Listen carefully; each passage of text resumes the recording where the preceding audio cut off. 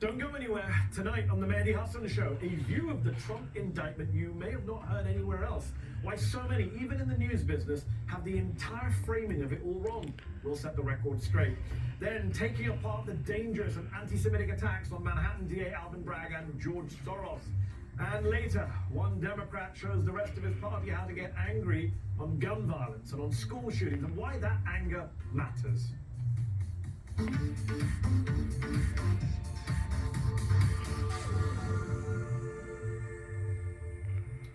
Good evening, I'm Mehdi Hasan. We've all heard it. It's unprecedented. It's shocking to see. A taboo has been broken.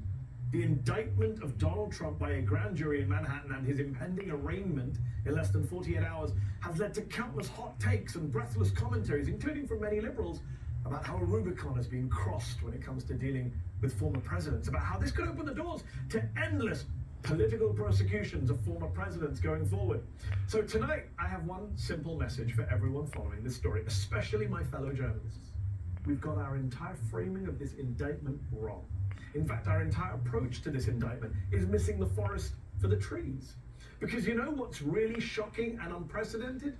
Not the indictment of a former president for a single crime, but the sheer number of crimes that this former president is currently being investigated for.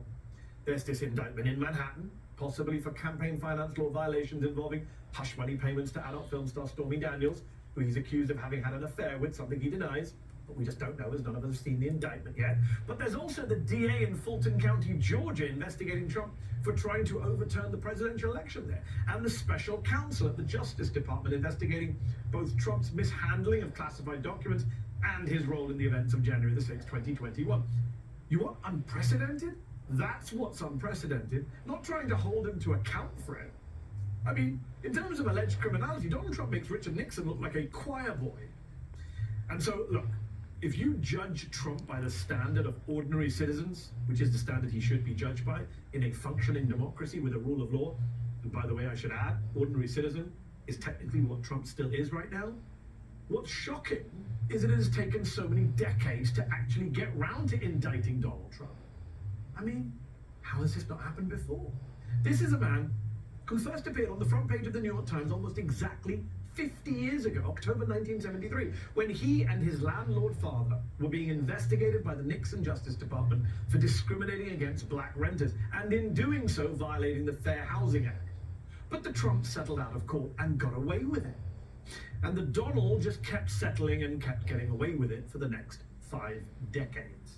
This is a man who, along with his businesses, according to an analysis by USA Today in 2016, prior to him becoming president, was involved in at least 3,500 legal actions in federal and state courts during the past 3 decades. Indeed, the sheer volume of lawsuits, as USA Today noted at the time, was unprecedented for a presidential nominee. Yeah, that's what's unprecedented.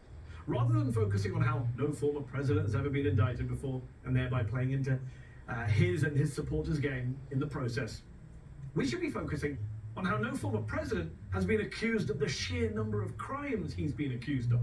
We should be focused on how few people in America, let alone former presidents, have spent 5 decades being accused of lawless behavior, but never facing any real legal consequences. As political scientist Seth Mascott wrote on Twitter this week, is it shocking for a former president to be indicted? Sure. Is it shocking a guy named in literally thousands of cases over the past half-century would be indicted? Not so much. It took a Manhattan DA and a Manhattan grand jury to do what the Justice Department under Bill Barr wouldn't do. It took a Manhattan DA and a Manhattan grand jury to do what the Justice Department under Merrick Garland still hasn't done. On Tuesday, the twice impeached, now indicted ex-president will turn himself into prosecutors in downtown Manhattan at 2:15 p.m. Authorities say there's no plan to put Trump in handcuffs or lock him in a holding cell, but he will be fingerprinted and likely have his mugshot taken, as all defendants do in criminal cases. He will then be escorted into the courtroom, where he will enter in a plea almost certainly not guilty, after which he's expected to be released on his own recognizance until another court date is set. And while Trump is unlikely to make any public statements during that choreographed process, we do expect to hear from the ex-president that day, because today his campaign announced that Trump will hop on his private jet and return to Mar-a-Lago Tuesday night to deliver live remarks that same evening. Look, for far too long, we have just taken it for granted that those around Trump can go to jail, but not Trump himself. In the Stormy Daniels case, Michael Cohen went to prison, but not Trump. In the Trump Organization case, Alan Weisselberg was convicted, but not Trump. When it came to Russia and the Mueller investigation, Paul Manafort was put behind bars, but not Trump. He's Teflon done. Nothing sticks to him, up until now.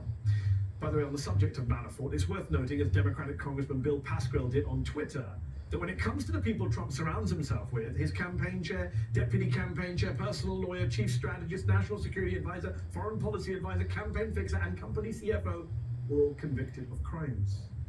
But not Trump, no, not Teflon Don, up until now.